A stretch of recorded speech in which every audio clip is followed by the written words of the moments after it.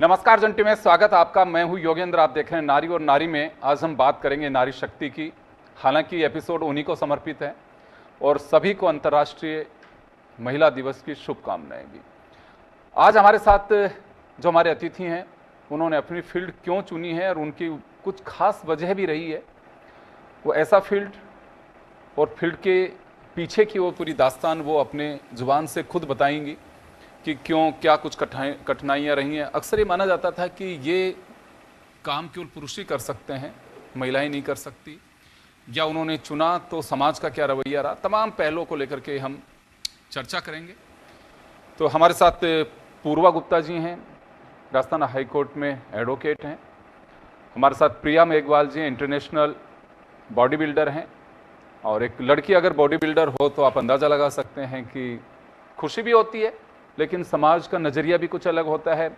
कितनी उन्हें परेशानियां रही, या वाकई बिल्कुल एकदम साफ रास्ता मिला और बनते बनते बनते इंटरनेशनल स्तर तक पहुंच गई।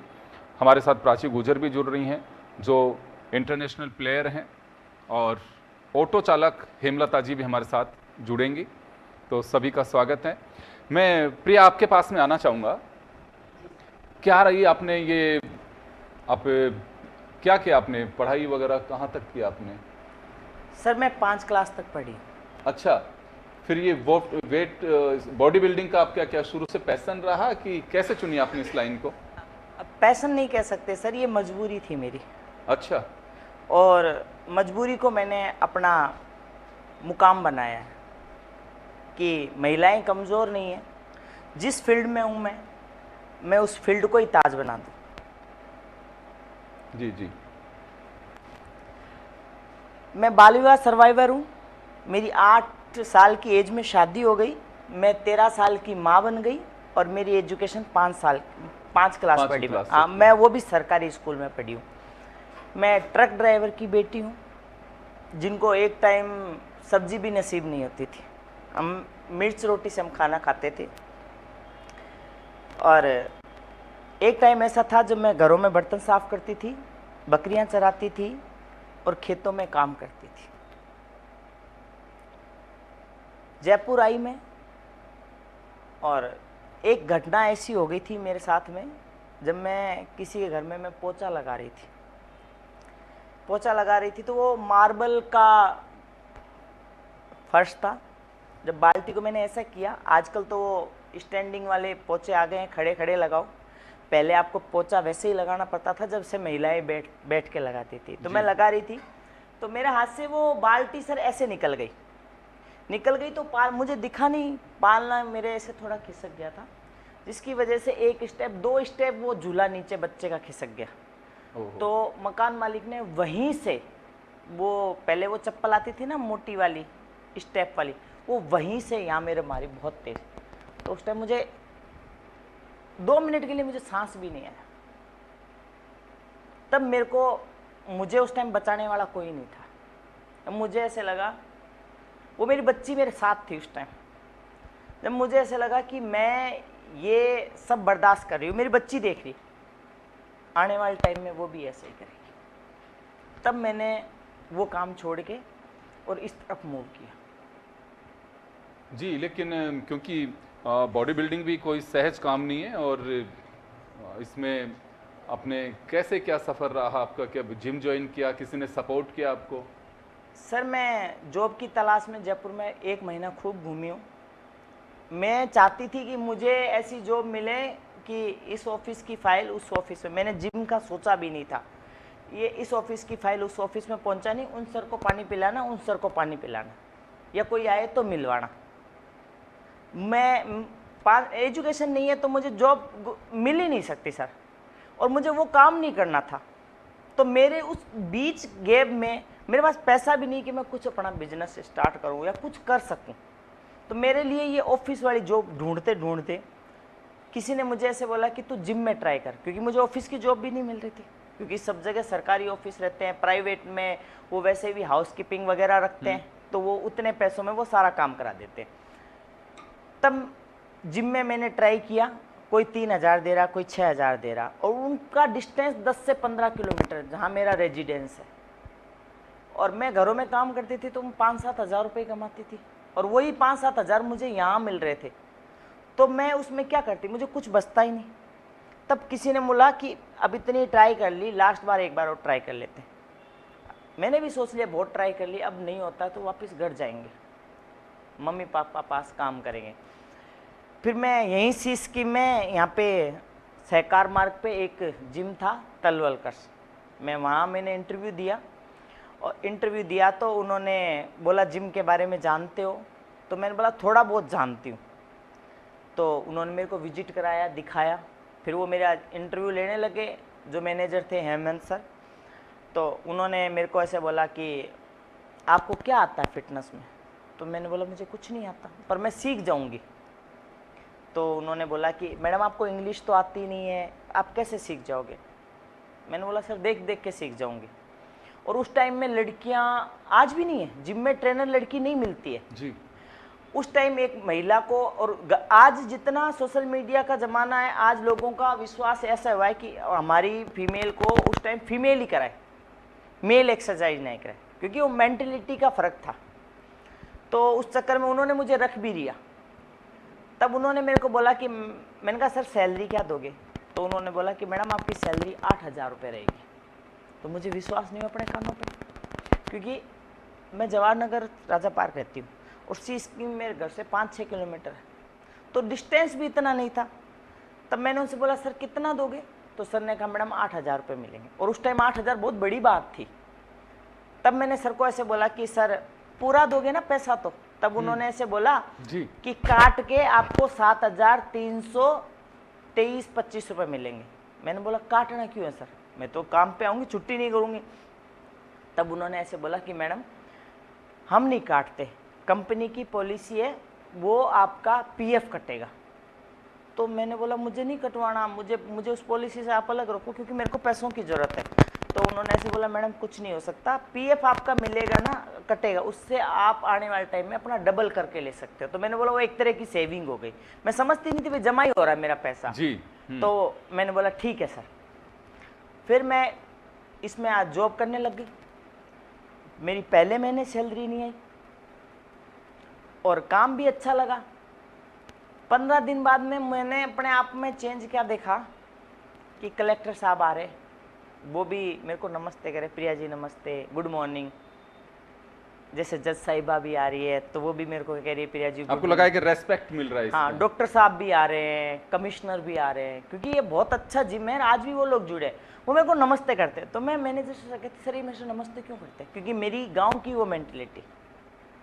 तो सर ने ऐसे बोला कि ये वो आपकी रिस्पेक्ट कर रहे हैं। फिर मैडम आती, बिजनेसमैन की बड़ी बड़ी औरतें, ओडी मर्सिडीज में, मुझे आज समझ आता है कि 3 जिस पे 3 निशान होते हैं चूड़ी जैसे, वो ओडी होती है, मर्सिडीज में स्टार होता है जी। मुझे नहीं समझ आता, आज मुझे समझ आता जब मैं खुद आज गाड़ी चलाती हूँ।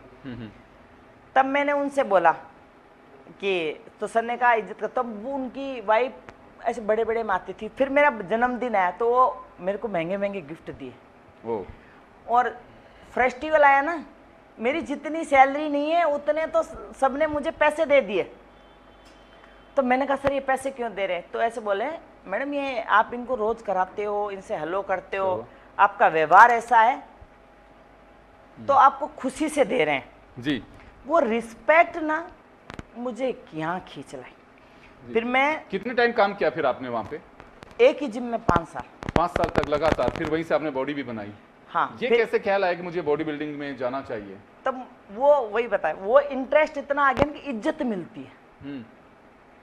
नेगेटिव पल ये रहे, बहुत लोग जैसे एक जैसे लोग, कभी ये प्लेटफॉर्म है, पब्लिक प्लेटफॉर्म है, उसमें एक जैसे लोग नहीं आते हैं जी। तो अभी परिवार आपका साथ रहता है? हाँ। बेटी? हाँ, क्या कर रही है? मेरी पहचान ही मेरी बेटी की वजह से। अच्छा, क्या कर रही हैं वो? ग्राफिक डिजाइनर है। अरे वाह। हस्बैंड क्या करते हैं आपके? मेरे हस्बैंड जॉब करते हैं अभी। पूरा परिवार साथ ही रहता है। कितने बच्चे हैं आपके? मेरे 2 बच्चे हैं। एक बेटी ग्राफिक डिजाइनर है? हाँ, एक बेटा बाहर पढ़ता है नाना नानी के पास में। कहाँ की आप रहने वाली? मैं बीकानेर से। अच्छा, बीकानेर की हैं। ग्रेट।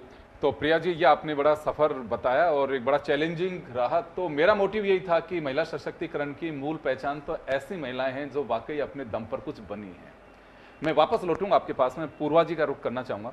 पूर्वा जी, आपने जब ये पढ़ाई की, अच्छे परिवार की बच्ची, पापा गवर्नमेंट के अच्छे ऑफिसर और एक कुछ भी आप जॉब कर सकती थी, आपने ये लाइन क्यों चुनी?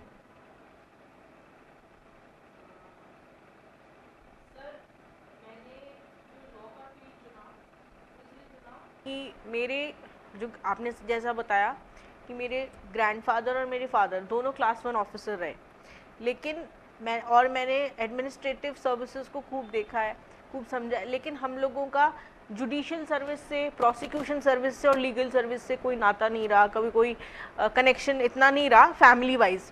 तो मुझे लगता था कि मैं अगर मुझे कभी अवसर मिलता है तो मैं लॉ की पढ़ाई करके और मैं इन तीनों सर्विस में से किसी एक सर्विस में जाऊंगी। तो मुझे लगा कि लॉ की पढ़ाई करेंगे अपन और इन सर्विसेज में भी जाएंगे, प्लस अपन लिटिगेशन करेंगे, अपन एडवोकेट बनेंगे, क्योंकि एडवोकेट बनने से आप किसी के राइट्स को प्रोटेक्ट कर सकते हो, आप कॉन्स्टिट्यूशन के प्रोविजंस को लोगों तक लेके जा सकते हो, उनकी पालना करा सकते हो, सिविल क्रिमिनल प्रोसीडिंग्स के थ्रू आप किसी को न्याय दिला सकते हो, इक्विटी और जस्टिस के उस पर बिहाफ पे काम कर सकते हो। तो एक ये मेरा मोटिव था। और इसी के साथ साथ जब साइड बाय साइड काफ़ी चीज़ें हुई कि मैंने बुक भी लिखी, वर्ल्ड ह्यूमन राइट प्रोटेक्शन की, नेशनल वाइस प्रेसिडेंट भी बन गई, डॉक्टरेट इन लॉ भी कर लिया। तो लेकिन सर अभी भी मैं आपसे कहना चाहूँगी इस मंच के द्वारा कि मे बी मैं बहुत आपको धन्यवाद देती हूँ और बधाई भी देती हूँ कि आप ऐसे जो हैं अच्छे नोबल इंटरैक्शंस ऑर्गेनाइज करते हैं, लेकिन हमारी जो पर्टिकुलर एक कम्युनिटी है उसमें फीमेल्स के लिए ये चीज़ें कोई मायने नहीं रखती हैं। They only value, they think that a female is only meant for working in the household और education is just a means of earning, not a personality building. तो बेसिकली मैं ये कहना चाहती हूँ कि जो हमारी एजुकेशन है उसका एम ना नेशन बिल्डिंग का होना चाहिए, पर्सनालिटी बिल्डिंग का होना चाहिए, कंट्रीब्यूटिंग होना चाहिए, not only means of earning, या सिर्फ आप फीमेल हो तो आपको सिर्फ इतना ही करना है कि आपको घर का काम करना है और यही आना चाहिए, उस सोच से बाहर निकलना चाहिए। मैं झुंझुनू की पहली ऐसी बनिया कम्युनिटी की लड़की हूँ जो डॉक्टरेट इन लॉ है और जिसने एडवोकेसी को हाई कोर्ट तक लेके गई है या आगे कुछ और ज़्यादा करना चाहती है इंटरनेशनल लेवल तक। बाकी हम लोगों की कम्युनिटी में तो पर्टिकुलरली कोई कुछ नहीं करना चाहता, वो लोग सिर्फ घर पे काम करना चाहते हैं, साड़ी सूट पहन के, गहने पहन के, बस। महिलाओं की सोच से बाहर नहीं निकलना चाहते। बिल्कुल, हम लोग कहते हैं कि ये महाजन कम्युनिटी है, लेकिन एक्चुअल में अगर मैं इसको पर्सनली बोलूँ तो ये सबसे डिप्राइव्ड और एकदम बैकवर्ड कम्युनिटी है, क्योंकि ये लोग चाहते ही नहीं है कि हम आगे आए नेशन बिल्डिंग में। आप किसी से मोटिवेट हुई, सेल्फ मोटिवेट हैं कि परिवार के लोगों ने आपको कहा कि नहीं आपको लॉ ही करनी है? सर मैं सिर्फ और सिर्फ मेरे फादर से मोटिवेटेड हूँ, क्योंकि एक जो फादर होते हैं उनको ये जब ओनली डॉटर होते हैं उनके, तो उनके ऊपर काफ़ी चीज़ों के चैलेंजेस आ जाते हैं कि आप इसकी अपब्रिंगिंग कैसे करोगे, चाहे आप गवर्नमेंट सर्विस में हो, चाहे आप बिजनेसमैन हो या कुछ भी हो, लेकिन उनके ऊपर एक ये क्वेश्चन मार्क होता है कि ये क्या कर लेगी और आप इसके बिहाफ पे क्या वजूद बना लोगे।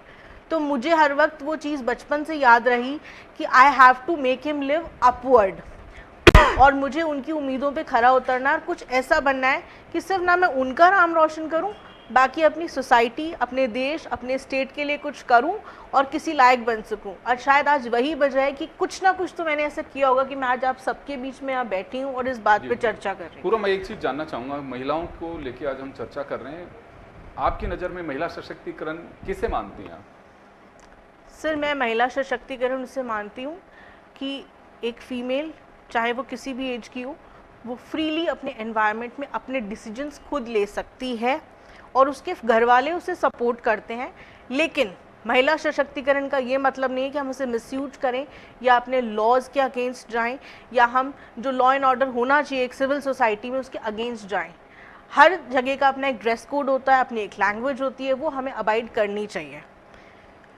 चलिए मैं वापस लौटूंगा आप लोगों के पास में। प्राची हमारे साथ में है। प्राची, बिल्कुल यूँ कहूँ कि पापा इनके ज़रूर स्पोर्ट्स में हैं, और उस दौर में जब ये प्रैक्टिस के लिए भी आती थी तो बड़ा ये सुनना पड़ता था कि बच्चियाँ आप निक्कर में, शॉर्ट्स में भेज रहे हो, लेकिन ये बिल्कुल अपने मंसूबों पे कोई इन्होंने कंप्रोमाइज़ नहीं किया और खेलती रहे। इंटरनेशनल प्लेयर हैं हैंडबॉल की, और आपको वर्दी में देख रहे हो राजस्थान पुलिस में सब इंस्पेक्टर हैं, ये खुद के बूते हैं। तो प्राची, वो सफ़र आप हमारे साथ शेयर कर सकते हैं कि कुछ कठिनाइयाँ रही आपके जीवन में जब आप स्पोर्ट्स के लिए आई? स्पोर्ट्स को लेके मेरे को कोई कठिनाई नहीं हुई क्योंकि मेरी फैमिली स्पोर्ट्स में ही जी। थी।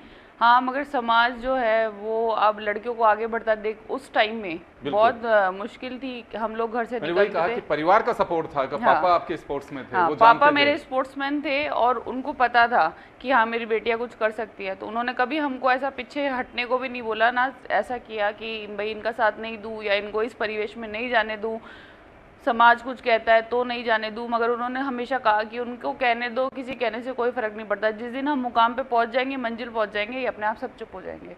बस वही सब चीज़ें थी। हम जाते थे, कहते थे, काफ़ी सारे लोग फबकियाँ भी कसते थे, कुछ और बातें भी होती थी, मगर हाँ हमने खेलना नहीं छोड़ा और आज ये है कि हम इस जगह है। और प्राची अकेली नहीं है। हाँ, हाँ। मैं अकेली नहीं हूँ। मेरा वैसे मैंने आपको बताया कि मेरी पूरी फैमिली है। मेरे फादर के बाद में मेरी बुआ जिया थी, फिर उसके बाद मेरी सिस्टर्स है। मेरे से दोनों बड़े सिस्टर्स दोनों नेशनल प्लेयर है, एक बास्केटबॉल से है, एक हैंडबॉल से है। मैं खुद भी हैंडबॉल से ही हूँ। मेरा छोटा भाई वो खुद कबड्डी प्लेयर था। तो ये एक आप अंदाज़ा लगा सकते हैं। हमारा मकसद यही है कि आज अलग अलग कैटेगरी के जो हमने गेस्ट बुलाए हैं, वो बुलाने के पीछे भी मकसद है, वो अपनी सक्सेस स्टोरी आपके साथ में शेयर कर रहे हैं। दुनिया क्या कहती है उसकी परवाह मत करिए, आपका मन क्या कहता है, आपका परिवार का आपके पास में सपोर्ट है। और ऐसे भी लोग आते हैं हमारे पास में, परिवार का भी सपोर्ट नहीं। अगर मैं जो आपसे कहूँ कि प्रिया, आपको परिवार का कितना सपोर्ट रहा? सर फैमिली से कोई सपोर्ट नहीं था। जी। 6 साल मैंने अपने मम्मी पापा का घर नहीं देखा, पापा की शक्ल नहीं देखी 6 साल। ओ मेरा भाई मुझे कहता था कि किसी दिन तेरे को सोती को मार जाऊंगा मैं। ओ हो। तो वो क्यों आपसे चिढ़ते थे इस बात को लेकर के? एक तरह से बगावत थी कि मुझे मेरे पाँव पे खड़ा होना है। सर वो जैसे प्राची जी ने बताया, मेंटलिटी। हम महिलाएं हो चाहे पुरुष हो, बाहर जीत सकती है, घर में नहीं जीत सकती। और मैंने अपने घर में जीता है। वही ना, आपकी तो कहानी बिल्कुल अलग है। पूर्वा को पापा का सपोर्ट मिला, प्राची को पापा का सपोर्ट मिला, घर का सपोर्ट मिला, आपको तो वो सपोर्ट भी नहीं मिला। मुझे किसी का सपोर्ट नहीं मिला। जब मैं 1 महीने में 3 मंथ्स में मैं जब पर्सनल ट्रेनर बनी, फिर मैं प्रीमियम ट्रेनर बनी, तो रिस्पेक्ट के नाते मैंने सोचा मैं अपनी फील्ड में बेस्ट क्या कर सकती हूँ। उसी तरह मैं एक एजुकेशन नहीं है, इंग्लिश नहीं समझ पा रहे, बट हाँ ये समझ पा रहे हैं कि क्या सही है क्या गलत है। उसको देखने के लिए मैं एक डाइटिशियन के सेमिनार में हम गए थे दिल्ली, और उस दिल्ली में मैंने बॉडी बिल्डर महिलाएं देखी जो अदर स्टेट से थी। तो मेरे को भी ऐसा लगा कि यार ये बॉडी बिल्डर लड़कों की बॉडी है, लड़कियों की बॉडी क्यों नहीं। और जैसा बॉडी बिल्डर का कॉस्ट्यूम होता है बिकनी, वो पहन के खड़ी हजारों मर्दों में। मैं उस टाइम मैं उन लड़कों के बीच में खड़ी थी।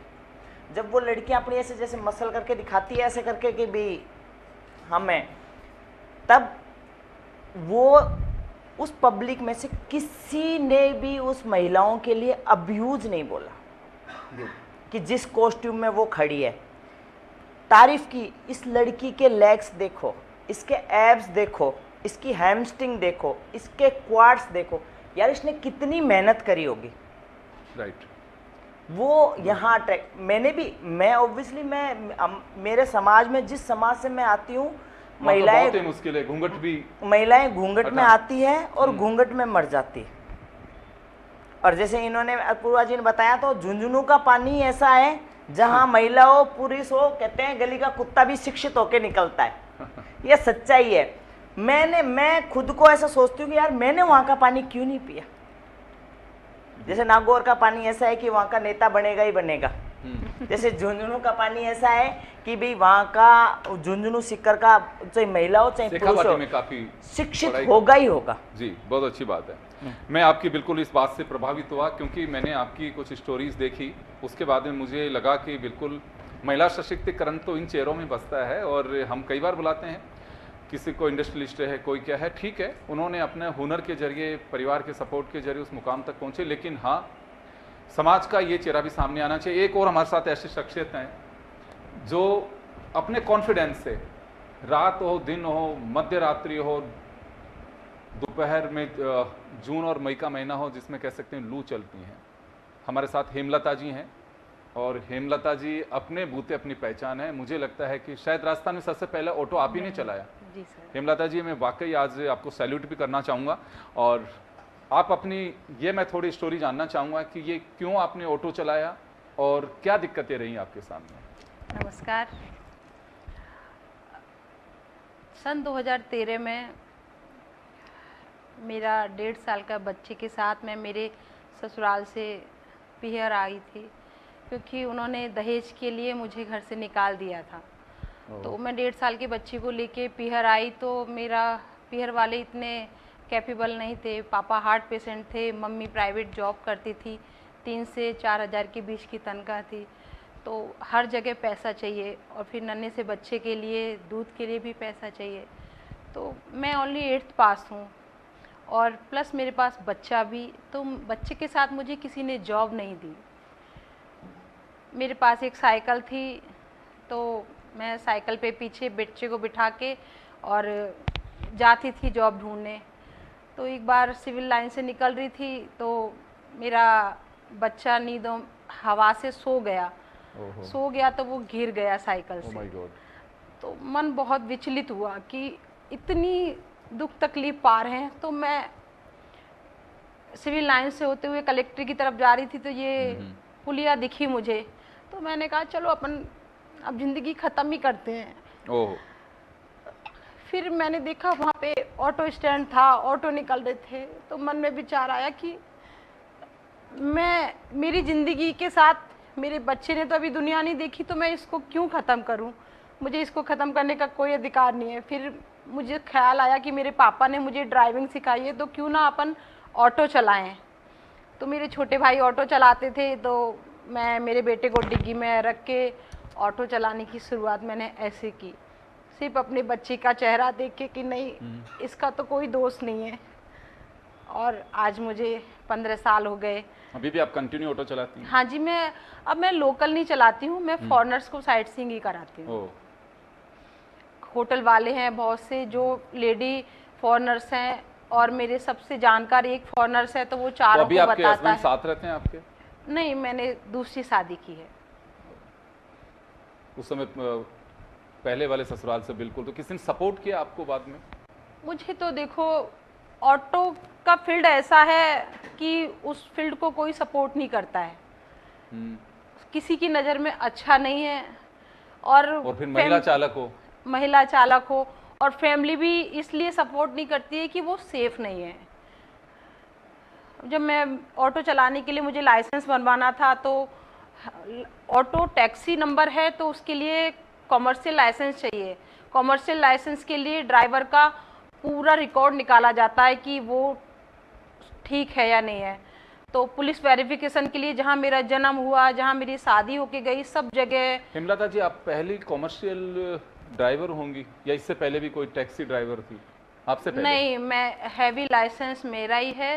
हाँ। क्योंकि जहाँ मैं लाइसेंस बनवाने गई तो वहाँ हैवी लाइसेंस किसी ने नहीं बनवाया। ओह ग्रेट, आपने बहुत बड़ी लड़ाई लड़ी है और मैं सैल्यूट करूँगा आपके कॉन्फिडेंस को।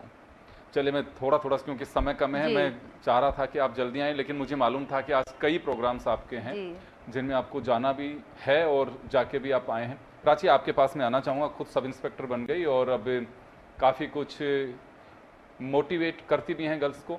तो लड़कियों के लिए अभी भी आपको लगता है आधी आबादी नारी तू नारायणी, ये कहने में तो सब कुछ है, लेकिन कहीं अभी लेकुन है जिसे दुरुस्त करने की आवश्यकता है?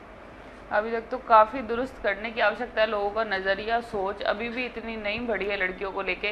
क्योंकि मैं पुलिस में हूँ, मैं कई तरीके की सिचुएशन हैंडल करती हूँ, तो देखती भी हूँ कि हम कई गुना आगे बढ़ गए हैं, मगर जहाँ कहा जाए कंपैरिजन, वहाँ पुरुष और महिला वाले कंपैरिजन में हम अभी भी पीछे ही हैं।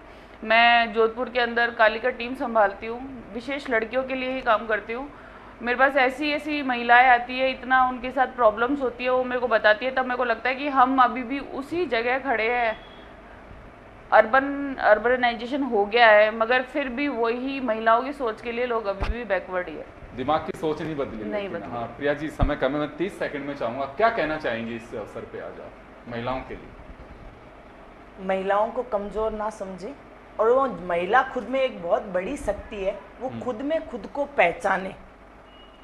माँ बाप अपने बेटे को भी वैसे ही जन्म देते हैं, बेटी को भी वैसे ही जन्म देते हैं। जब तक आप खुद अपनी अंदर की शक्ति को नहीं पहचानोगे तब तक आपको ना कोई हेल्प करेगा और ना आप किसी से उम्मीद करो। अगर आपको आगे बढ़ना है और आपको कुछ करना है तो आप खुद पे विश्वास करिए और आगे बढ़िए, डर के आगे जीत है। वेरी गुड, बहुत बढ़िया बात कही आपने। पूर्व, आपके पास में आना चाहूँगा, क्या कहना चाहेंगे आप खासकर महिलाओं के लिए? देखिए, हमारा मोटिव यही है, इंस्पायर होना बहुत ज़रूरी है। आप अपने लक्ष्य चुनिए। कठिनाई तो हर जीवन में, घर से निकलते हैं तो भी कठिनाई होती है, लेकिन भरोसा होना चाहिए आप पे, खुद पे, मैं जो समझ पा रहा हूँ। आप क्या कहना चाहेंगे?